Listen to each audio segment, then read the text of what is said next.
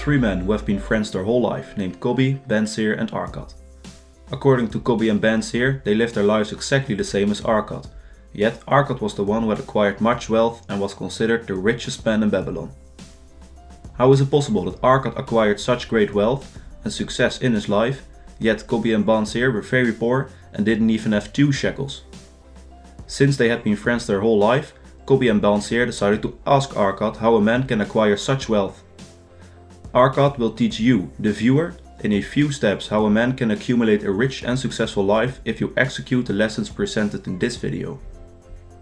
Arcad stated that it all began with a deep desire to achieve wealth in his life, just like Cobby and Benseer did by asking Arcad how he had achieved such wealth.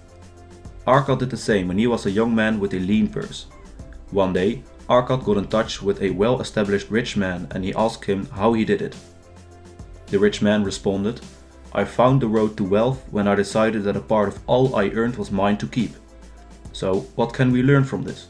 Wealth is much like a tree. It grows from a tiny seed. The sooner you plant that seed, the sooner the tree will grow. So, how do you plant the seed? This is very easy. Keep a tenth from each earning you acquire. This is the seed you need to plant. If you earn $2,000 a month, you need to save $200. And don't be the guy saying, "My paycheck can barely keep up with my expenditures." This is an excuse for the weak.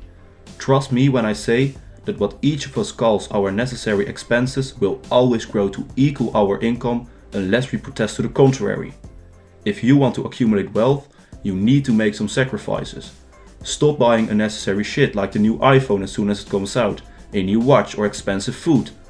Don't be an idiot and keep a tenth from all your earnings. So, like I said, rule number 1, keep a tenth from each earning you acquire. Back to the tale. Once Arcad saved up a decent amount, his mentor taught him that he needs to make a profitable investment of his savings. The first time Arcad tried this, he failed miserably. He gave all his savings to a brickmaker who promised Arcad to buy rare and expensive jewelry from a land far away. Unfortunately, it didn't work out and he lost all his hard savings. His mentor told him not to be discouraged, as it happens to the best of us, and that it is a good thing to learn from your mistakes. And to prevent the mistakes that Arcad made, and I quote, "Guard thy treasure from loss by investing only where thy principal is safe, where it may be reclaimed if desirable, and where thou wilt not fail to collect a fair rental. Consult with wise men, secure the advice of those experienced in the profitable handling of gold." Now, in the modern days, this is such a great lesson. You can start your own business with just a few dollars. There are so many ways you can make money and you don't need this 50k investment or anything. Just start small and work your way up. You can do affiliate marketing, email marketing, SEO consulting. There are so many ways you can become rich, but you need to save a little bit of money. Invest it wisely and start your journey from there. It will take time and a lot of work, but eventually you will get there. So rule number 2, make a profitable investment of your savings. Arcad did make a profitable investment of his savings. He had been loaning his savings to Agar, the shield maker, who was paying interest on the borrowings. After a while, Arcad started to earn a lot of money, and its earnings started to earn more and more. He started to make the gold work for him. Every shekel he made was reinvested into other profitable investments.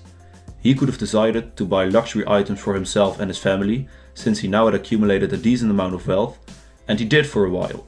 But once again there was the advice from the well-established rich man and Arcad's mentor, and he said, "Do you realize that you eat the children of your savings?" He told Arcad to keep reinvesting his money and not to spend his money on luxury items just yet. It's funny to see that the laws of gold haven't really changed at all. Even back in the day, people would spend their money on things they didn't really need, yet for them it felt like a necessary expenditure. Whenever you start making your first few dollars, you need to understand that you always have to go for the long-term value. This is so important and people always seem to forget this. Once they start accumulating a bit of wealth, they think it is a good idea to start spending it on unnecessary shit. Always reinvest your money wisely and let the gold work for you. It will start multiplying and you will get rich much sooner than you think. So rule number 3, let the gold work for you. Now, there's one final rule you need to learn to accumulate great wealth. Without this rule, you are not going to be successful, and I would like to illustrate this rule with a tale. Dabasir, now a successful camel trader in Babylon, had a few tough times in his past. He was a wealthy man and bought luxuries for his good wife. After a while, he had much debt and couldn't pay for his expensive purchases anymore. His wife left him and his life became miserable. He was forced to leave Babylon, and in the end he was sold as a slave to Sirah, a princess.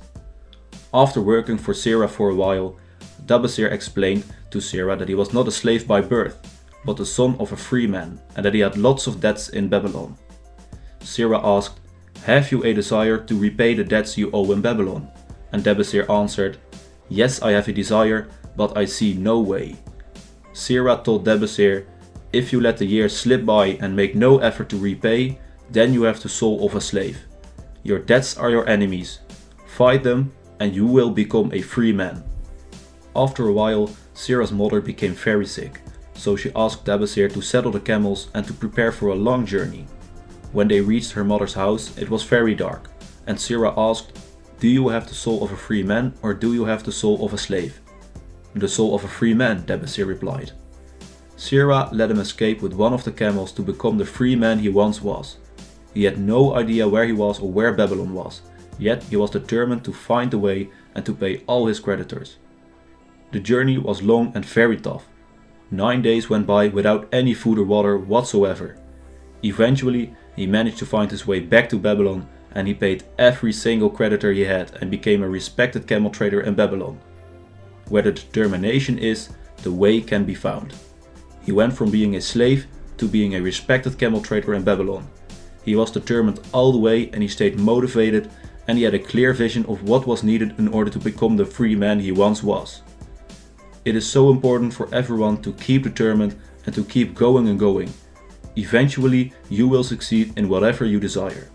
So rule number 4, where the determination is, the way can be found. To summarize, keep a tenth from each earning you acquire. Make a profitable investment of your savings. Let the gold work for you. And where the determination is, the way can be found. Thank you for watching, and as always, keep reading as much as you can.